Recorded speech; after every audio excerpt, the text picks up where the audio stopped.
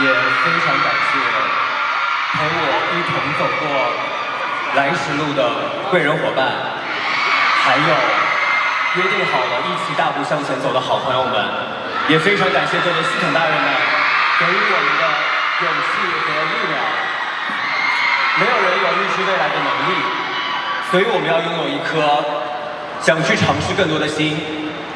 所以各位系统大人们，请继续期待我们竹林四侠还有新宝各自继续攻略的下一程。各位系统大人们，谢谢你们！